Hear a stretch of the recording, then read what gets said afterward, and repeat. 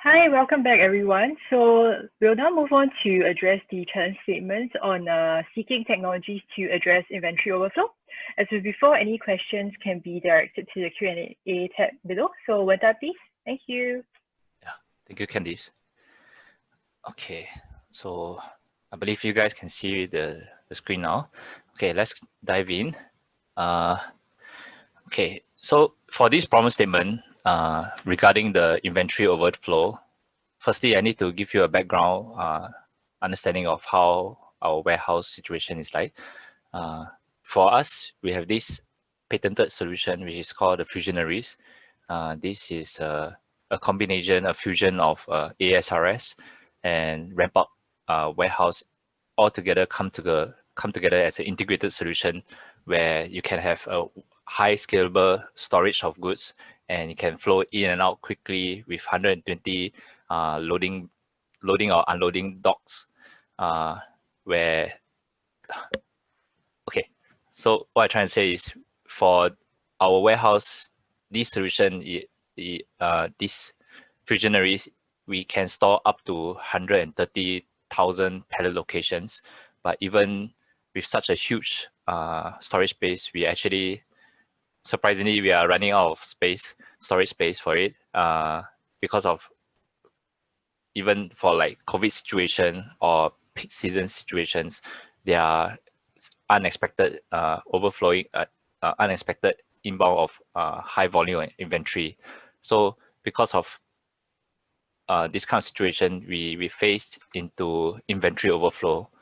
So as you can see, you see, for us as a third-party logistic service provider, right, we do not know how much inventory is coming in because it's all determined by our customer.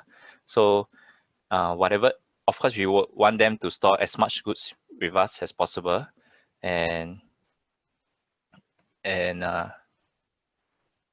but we can't control the inventory that's coming in. So, for example, let's take a festive seasons where people are ordering more drinks to and beverages to drink. Right, we have customers that is in this industry, and they will tend to stock up more goods in our warehouse, and that is when it's more than usual inventory level. So because of that, we face this constraint of space. Where do we put all this inventory?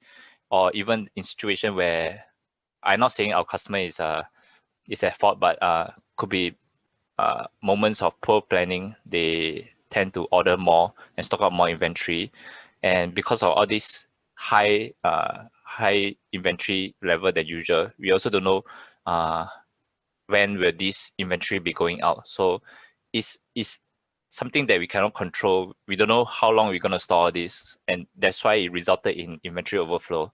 So in inventory overflow, right, you will come up with few problems that we face. Firstly, when the racking storage are full, right, the only place that you can put is actually on the floor. And actually, we can all agree that when the aisles are crowded, it will affect the operational efficiency. So if you were to take this option, it's not sustainable because we don't know when will the peak season will last. Secondly, when we are trying to source for a temporary storage space, it is also not easy because it takes time to find a suitable warehouse in Singapore that have racking available, and at the same time, you also need to find temporary staff to support the operations. And for such unexpected periods, right, you also could, you could know that it's much harder to find people for skilled people that can run the operation in such a short time. And the solution that we are desiring is we want a on-demand warehousing solution. It could be like a Airbnb platform. So Airbnb is like matching travelers with open homes and apartments. But for the solution that we are seeking is more like matching companies with people who need storage space with companies that have excess capacity. So in this solution, we will we were envisioning that we can tap on a network of warehouses that's in Singapore, that warehouses that want to list out their space. And we also feel that it will be more efficient to have a common warehouse management system, because every logistic provider, they have their own warehouse management system, and you can't, if you have a common or centralized warehouse management system, right? On our end, we know how to use this WMS.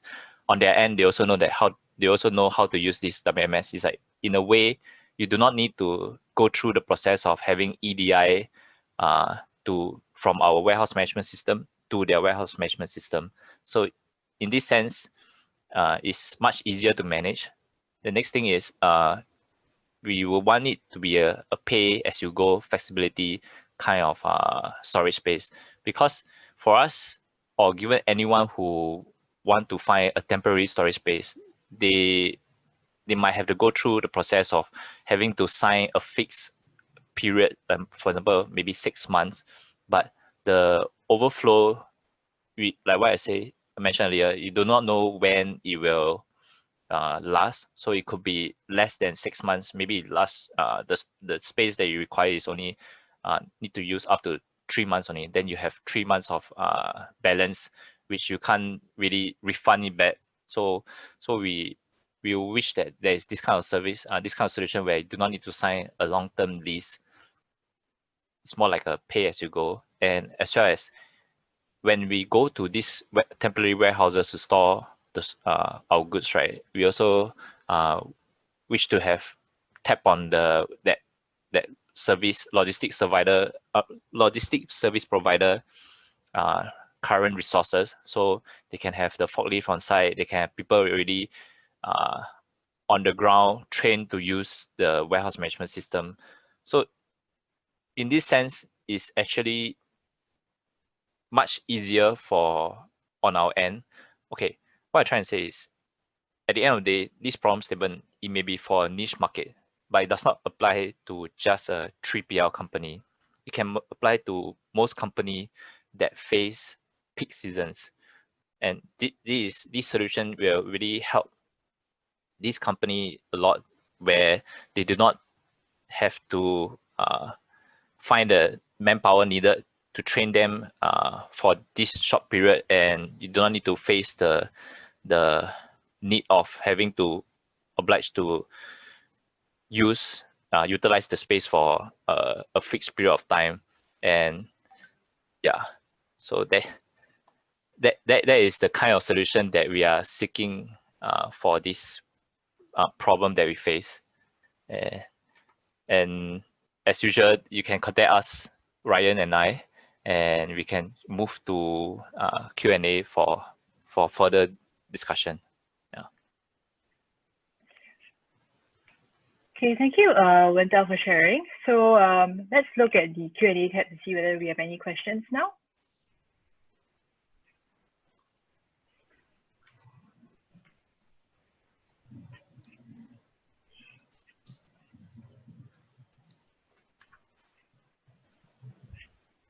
Looks like we don't have any questions pertaining to the challenge statement at this point in time.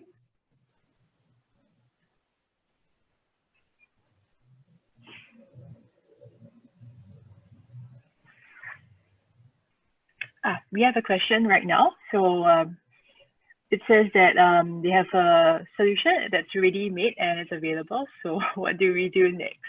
Sure. Hi, Ryan here. So I'm the head of growth for YCH. Where if you already have a solution available, maybe like you can just proceed with this, since you already have it on the challenge. Have a problem statement on the challenge. So maybe you can just go through this channel, and we can proceed. We can start to go and evaluate the solution. But if I may, I think what we are looking for is also in light of the COVID scenarios.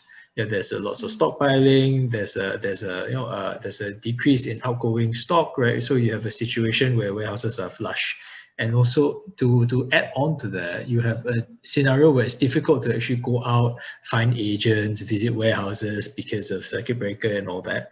So not that we cannot do it, but it's a lot harder, right? So that has kind of spurred us to come up with an idea that if there was either like a property guru equivalent for warehousing, but of course being an enterprise level scenario, it's not so simple as I just need the square feet of the house and what's the rate, and then connect me with the buyer and let's bargain. That's not how we prefer to do things, because as an enterprise we need the stability. So where Wenta mentioned that there is a warehouse management platforms and stuff, we don't need the solution to have all of it, but perhaps most of it, because we as YCH cannot be doing this, right? Because there's a bit of anti-competitive issues at play. But if someone were to host a platform, we can work with them to fill in some of the gaps. Like for example, the warehouse module, we are very versed in connecting with a variety of different ERPs and systems, and even other people's WMSs because of our experience. We're willing to supply that piece into it, right? And then as long as someone can offer the solution of maybe they want to manage that platform, and YCH can be the test case, the base customer, then that could be helpful to start this, to spin this off to be a very fruitful partnership. I think that's where we're looking at. So it doesn't have to be a total solution, everything. We are really willing to collaborate and work with you to co-create and develop. So in short, please go through the TCC channel, and then it will be very eager to look at what solution you have. Okay, thank you, Ryan. I think, I guess it's a follow-up to what you just mentioned, really their ready-made solution. So the solution they mentioned is Airbnb for on-demand space, connecting all in supply chain with mobile visibility. Yeah, so I think that's just for your information. So let's move on to the next question now from Daryl. So it's with so much information stored in a centralized system, what kind of cybersecurity measures do you have in mind to prevent information leakage? Okay, so we take cybersecurity quite seriously. For us, we have recently upgraded our cybersecurity systems, especially in light of a large 3PL player having issues with their systems themselves. And we also went to take the ISO 28001. So I think as to what kind of cybersecurity measures, we don't want to be too prescriptive, but I think as long as it can meet the ISO standards, right, would be quite all right with that. And to reiterate, we have the 28001, which is for digital security. So I think that is a little bit more detailed. We can take that further, but not too prescriptive. As long as there's a certain standard to be upheld, we're okay with that. Okay, but thank you, Ryan. We can go deeper at the appropriate juncture. Okay, looks like we have no more open questions for now. Let's just give it a few seconds to see if anything new will come in. If not, we'll highly encourage you to send in your questions to the Q&A tab below right there.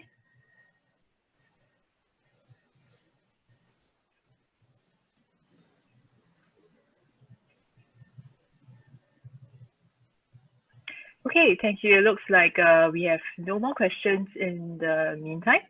So since we have no more questions for now, for the participants, if you have any future questions for YCH, please direct them to TCC 2020 at enterprisesg.gov.sg, and we'll forward them to YCH. And I note that YCH has also provided you earlier with the contact details. So and we'll look forward to receiving all your submissions by 15 September 2020. So Wenta and Ryan, do you have any concluding statements that you'd like to share with the participants? I would just like to add that you don't have to do everything. If you recall our Fusionary slide, you see drones, you see AGV, you see our shiny building. We actually co-create with companies. For example, the inventory drones, we worked with a local startup for about 1.5 years to get the product off the ground, right? Quite literally. And we've been working for them for now close to 4 years. So we do cater for some co-creation period, and I think that's just in the spirit of innovation, right? You have to be able to work together. So I think even if a ready-made solution is not or if your current ready-made solution doesn't tick all the boxes, I think we can still work together. So please don't be shy. Go through TCC, and then let's all work together on this and see how we can change the game. All right. Thank you, Ryan. I'm sure all of you have heard Ryan's call, so please do direct all your questions to tcc2020@enterprisesg.gov.sg. So this concludes this morning's session, and so please join us again in the afternoon if you'd like to find out more on challenge statements from Gets Asia, Lumen's Auto, and TriStar Group. So thank you and goodbye.